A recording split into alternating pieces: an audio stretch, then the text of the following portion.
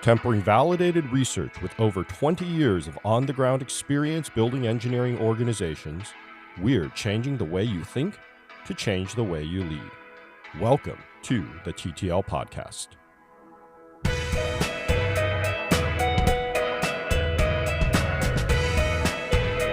Hello again to another episode of the TTL Podcast. This is a Vacationcast, so what am I going to talk about today? I think I'm going to talk about iteration. And specifically, I'm going to talk about feedback and iteration. See, this is on my mind right now because the client that I'm working with really needs to work on iteration. And the reason I say this is because we have long release cycles. We have a development process that lets things just kind of go down a waterfall approach. And you might think, oh, but we're doing Scrum. We've got the Scrum board in Jira. We've got weekly iterations, weekly sprints. Or sorry, not weekly sprints. We've got fortnightly sprints, so every 2 weeks. But the thing is, within this, there's actually no iteration. There's incremental, but not iteration. And I think the thing that is missed about iteration is that iteration lets you go back and try again, whereas incremental is building one thing on top of another, where you're never going back to revisit. And this is really important because iteration is what you need to steer a project, to steer a team, to steer a delivery effort. Without the iteration, we have almost no opportunity to steer. And I bring this up, I'm looking at the first edition of Extreme Programming Explained. In chapter 6 in that book, it's actually just about Kent Beck, a story of him learning to drive. He was being taught how to drive the car by his mother, and he nearly takes the car off the road. And then he says that his mother told him, driving is not about getting the car going in the right direction.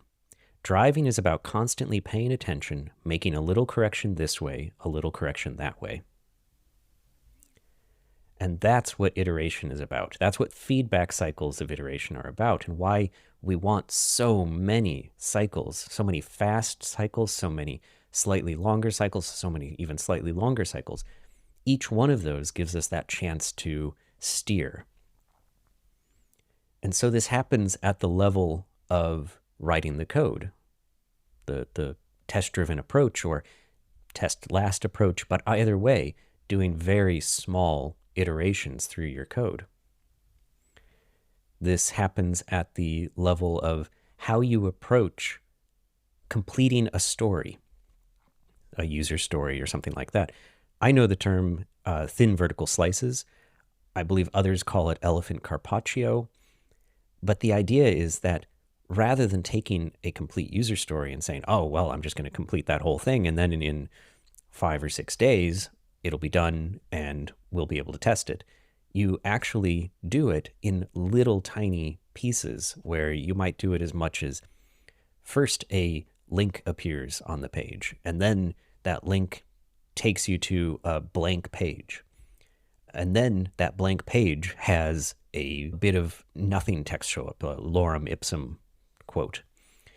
And then you add a bit of data from the database of what you actually want to show on there, one field at a time. And the thing is each one of these steps is visible not just to you, but to your whole team.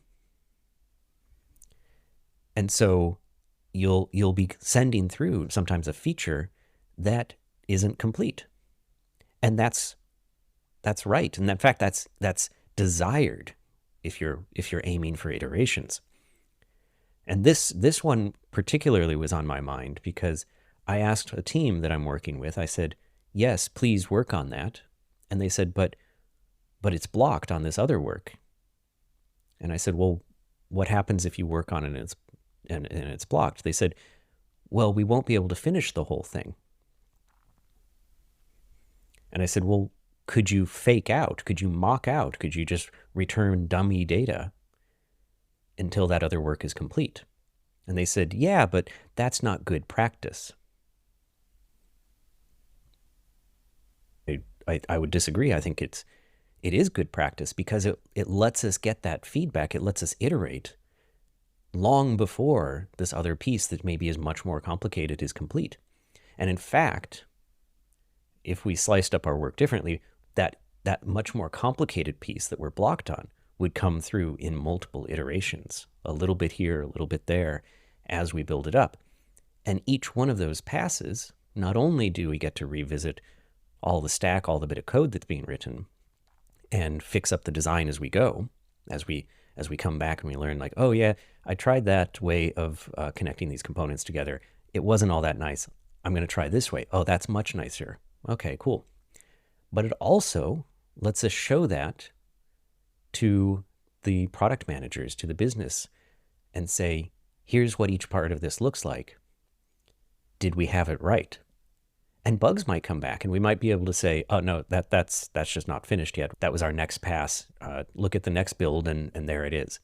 Or you might find out, oh, they didn't want it to work in that way. They wanted it to work in this other way.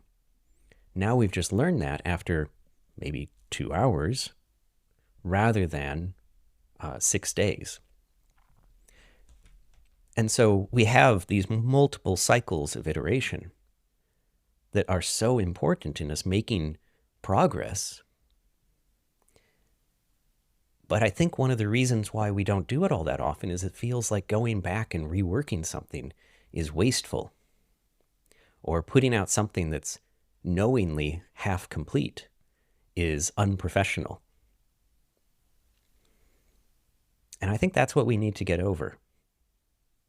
That we're not looking for the highest utilization of our team. We're looking for the highest effectiveness of our team and effectiveness in reaching that outcome. And to do that, we need a lot of chances to get it right. So how do we make more chances to get it right? And that's where I think where I'll leave you. How do you get more chances with your teams to get it right? Mon-Chaio will be back next week, where our plan is to talk about the Peter Principle. So stick around, and until next time, be kind and stay curious.